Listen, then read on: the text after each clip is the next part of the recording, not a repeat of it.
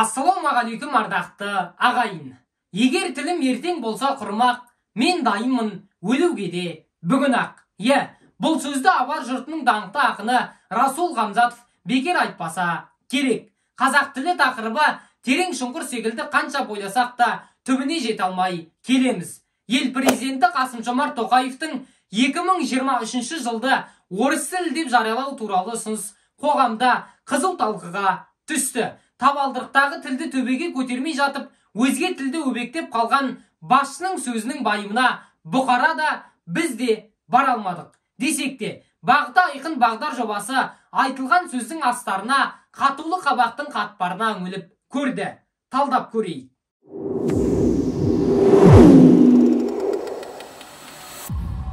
Қасым-Жомарт Тоқаев ТМД-ға мүше мемлекеттер басшыларының бейресми кездесуінде алдағы 2023 жылы достастық үшін орыс тілі жылы атап өтіледі деп мәлімдеді. Сондай-ақ 2023 жылы Санкт-Петербургке достастықтың мәдени астанасы ресми мәртебесін беру ТМД елдері арасындағы мәдени байланыстарды нығайтуға қызмет ететініне сенім білдірді. Владимир Путин бұл бастамаға Қасым-Жомарт Тоқаевтың мұрындық болғандығын атап өтті. Оның айтуынша, ТМД аясында орыс тілін насихаттау жөніндегі халықаралық ұйым құрылады.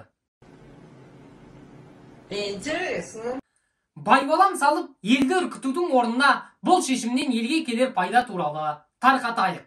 ТМД-ға мүше Әзірбайжан, Армения, Беларусь, Қазақстан, Қырғызстан, Молдова, Ресей, Тәжікстан, Өзбекстан елдерінің классикалық әдебиеті орыс тіліне тәржімаланып, әдебиеттегі сең қозғалуы мүмкін. Я просто похлопаю. Хош, бұл басшының сөзін ақтап алудың бір реті ғой енді.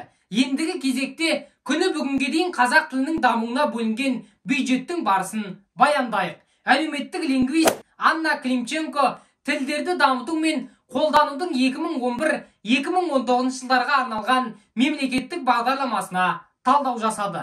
Талдаудан талай шикіліктің шыққаны анықталды. Мәселен, мемлекеттік тілді қолдануды кеңейту және оның сұранысын арттыру мақсатында мемлекеттік әлеуметтік тапсырыс шеңберіндегі іс-шараларға 300 миллион теңге бөлінгені бар да, ал нақты қандай шаралардың өткені құжатта көрсетілмепті. Ой, бәлі, шығатын жағы аяқпын. Ол ма, жердегі 7 миллиард адам үйден шықпай үрпейісіп отырған карантин уақытында біздегі билік қазақ тілінің дамуына қыруар қаржыны бөлген. 2021 жылы білім министрлігіне мемлекеттік тілді және Қазақстандағы өзге ұлт өкілдерінің тілін дамытуға 475 миллион 993 мың теңге берілген. Сонымен қатар бюджеттің бір бөлігін мәдениет министрлігі де алған. Оларға 451 миллион 983 мың теңге және 446 миллион 523 мың теңге мөлшерінде қаржы беріліпті. Жалпы 2020-2021 жылдары елімізде мемлекеттік тілді дамытуға 2 миллиард 225 миллион 170 мың теңге жұмсалған. Бір қызығы, әлгі министрліктер жұрттың бәрі офлайннан онлайнға ауысқан уақытта, халыққа дәрі-дәрмек жетпей жатқан уақытта тілді дамытуға қандай шаралар жасады екен, Қалай ойлайсыздар ағайын? Комментарийге жазыңыздар. Тіліңді тірілту үшін қанша қаржы бөлсең де артық етпейді ғой. Тек содан нәтиженің болмағаны өкінішті. 2020 жылы 3 миллион оқушының 66% қазақ сыныптарында оқыса, 2021 жылы 380 мың бірінші сынып оқушыларының 65% қазақ тілінде білім алуға бекініпті. Бұл әлгі миллиардтар бөлген жылдардағы біздегі биліктің жетіскені. Жетіскені деппін ғой, жетістігі. Бірақ осы жерде қателесуге де болатын секілді.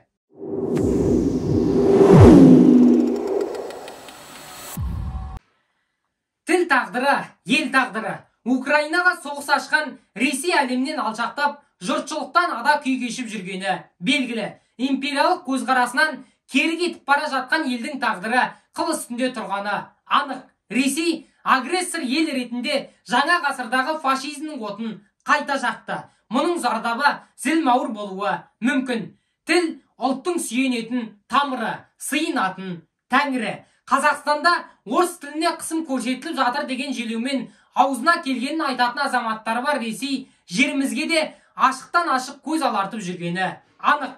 Қоғамда әркімнің өз ана тіліне деген жеке азаматтық жауапкершілігін көтеру маңызды мәселе. Ел президенті Қасым-Жомарт Тоқаевтың тіл мәселесіне бейжай қарайтын болсақ, ұлттық қауіпсіздігімізге қатер төндіріп алуымыз мүмкін дегені есімізде. Қазақтың тілі қазақтың құрсағына Құдайдан дарған құт. Ендеше құтымызды қашырмау, орыс тілінің мәртебесін қазақ тілінен асырмау бүгінгі билік пен бұқараның басты міндетіне айналуы тиіс.